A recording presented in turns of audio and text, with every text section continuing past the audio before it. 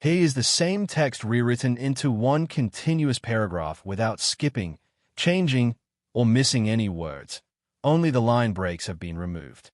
Hollywood royalty lived and died behind the quiet gates of Brentwood.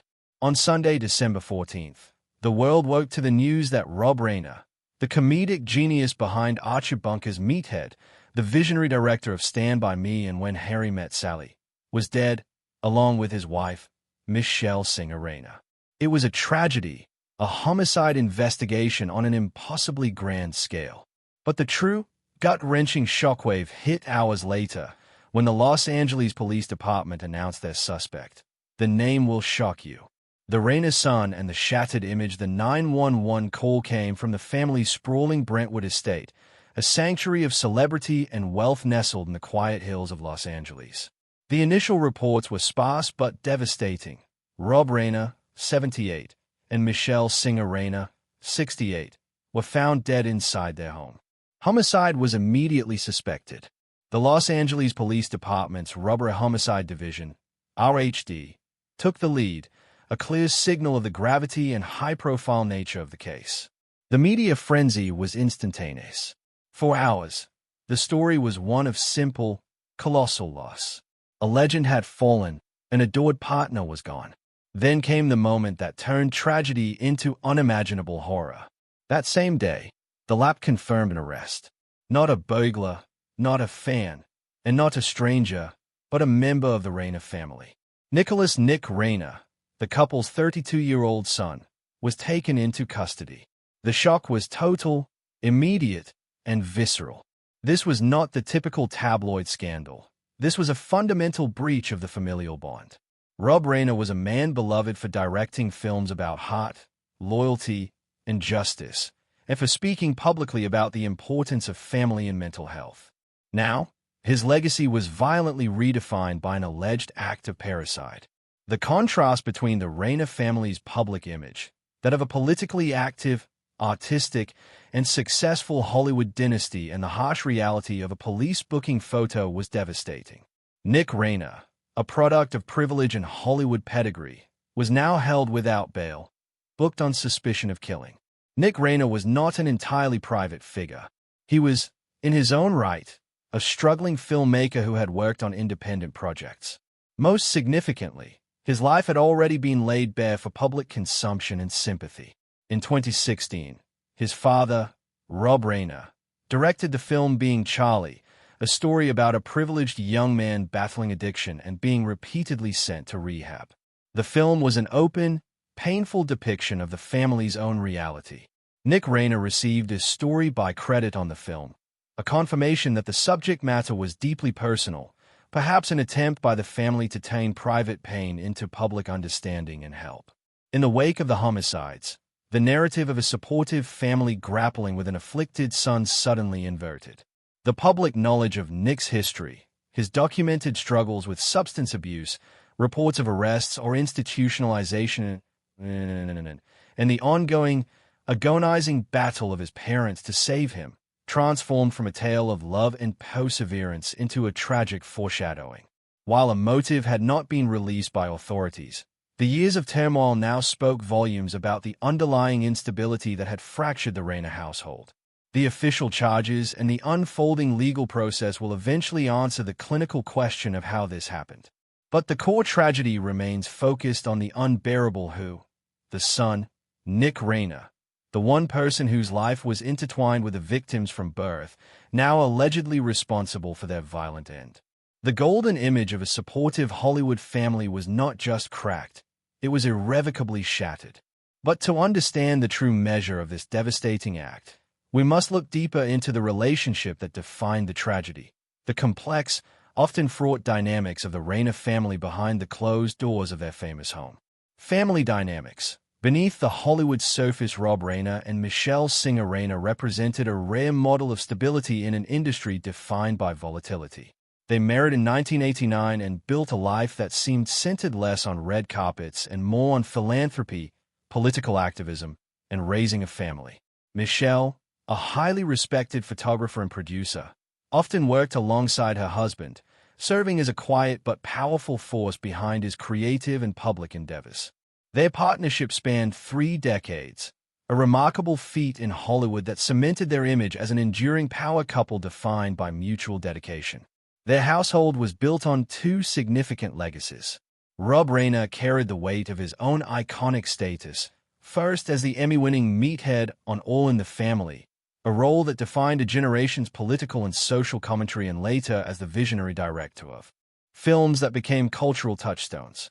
But beneath that lay the earliest shadow of his father, the legendary Carl Reiner. Growing up under the watch of one titan, Rob Reiner then became one himself. His children, including Nick, inherited not just wealth, but an overwhelming expectation tied to the Reiner name, a name synonymous with American comedy and high artistic achievement. For a child like Nick, this heritage could be a double-edged sword. He was granted access and opportunity, but was also measured against a monumental yardstick of success. While his sisters pursued their own paths, Nick Reiner navigated a particularly challenging road. Public records and the family's own creative output, particularly being Charlie, confirmed that his life was a cycling struggle against severe addiction and mental health issues. The movie itself, co-written from Nick's experiences and directed by his father, was an astonishingly open acknowledgement of the crisis. Rob Reiner's decision to direct it was seen by many as a supreme act of parental support, a desperate attempt to turn their private pain into a public message of hope and understanding. The film captured the brutal cycles of relapse, recovery, and the sheer exhaustion of loving an addict. It showed a family that was actively engaged, pouring resources and emotional energy into helping their son reclaim his life. This public display of unconditional love is what made the eventual outcome so devastating. The Reiners spent years trying to save Nick, offering him the best help money could buy, enduring the constant stress, the worry, and the trauma inherent in loving someone battling severe mental illness and substance use disorder. To the outside world, this was a story of persistence, a family fighting for one of its own. The stark truth now is that their exhaustive efforts failed, and violently so. The dynamics within the Brentwood home shifted from support and intervention to something dark and catastrophic.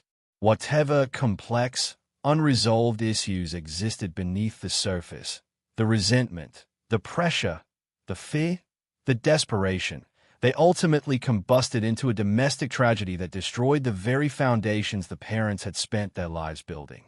They were famous for their art, their politics, and their successful marriage.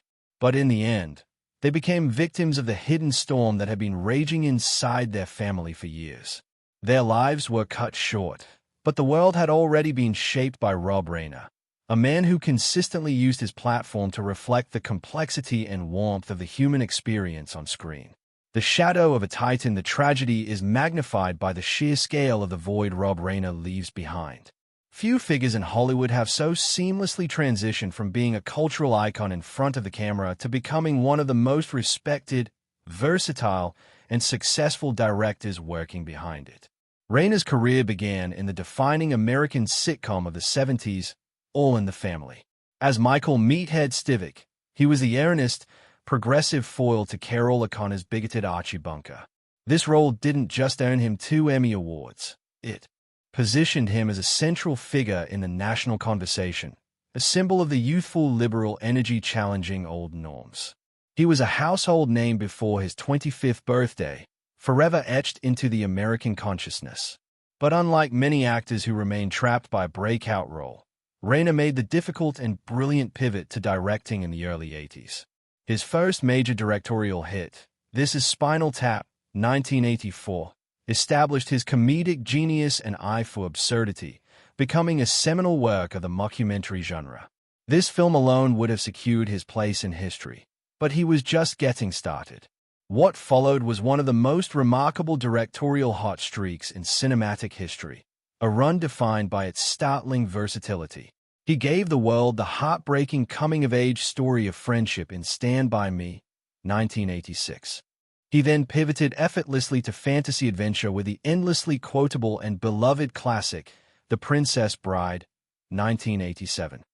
2 years later, he cemented the template for modern romantic comedy with When Harry Met Sally, 1989, a film that remains the benchmark for dialogue and chemistry.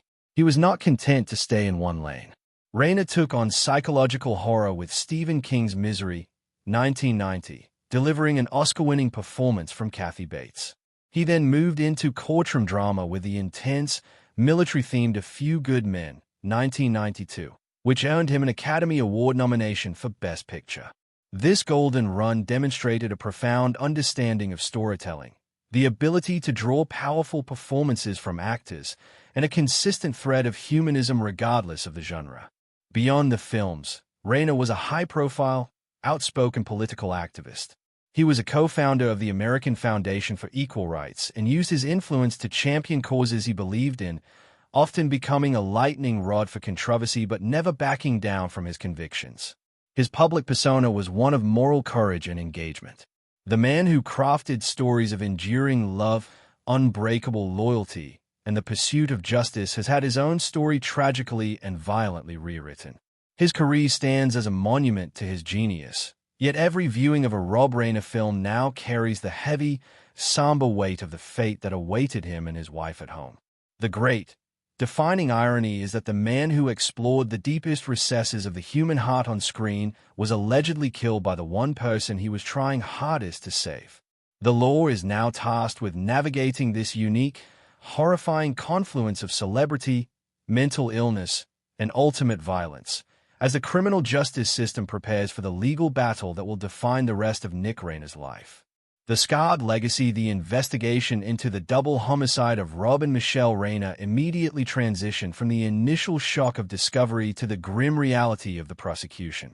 Nick Reiner was formally charged in the subsequent days, with authorities withholding specific details regarding motive and the methods used in the alleged crime, a common practice to preserve the integrity of the pending case.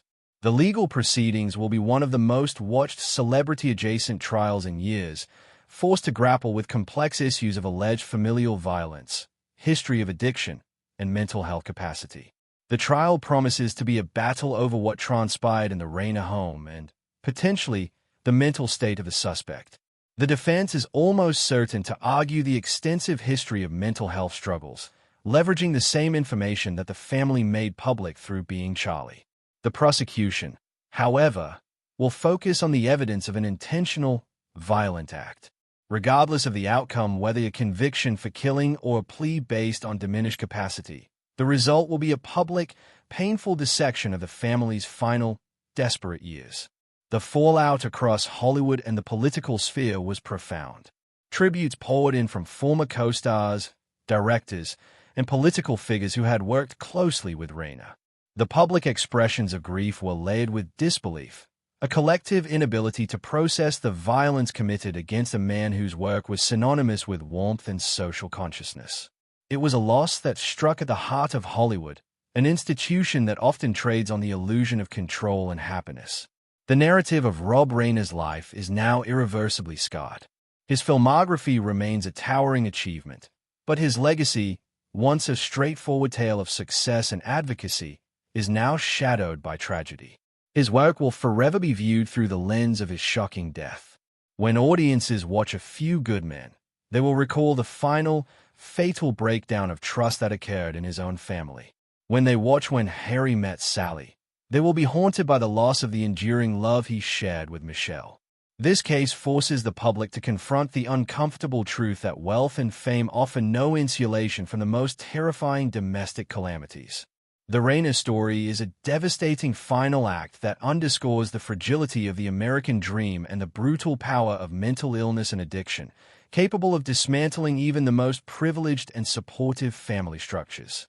Rob Reiner and Michelle Singer Reiner were not simply Hollywood legends. They were parents who fought a long, painful battle for their son's survival. Their story concludes not with a hopeful Hollywood ending, but with a documentary-like account of betrayal and unimaginable loss. In a town built on crafting believable fiction, this real-life tragedy is the most devastating, unbelievable script of all. Even the industry of actors and experts were shocked to their core. The grief of the guild, the entertainment industry responded with collective, visceral shock. Tributes poured in from former collaborators, friends, and actors across Reiner's long and varied career, all struggling to reconcile the artistic genius with the brutal finality of his end. Stephen King, the author whose work inspired two of Reiner's most successful films, Stand By Me and Misery, spoke for many. I'm horrified and saddened by the death of Rob Reiner and Michelle. Wonderful friend, political ally, and brilliant filmmaker.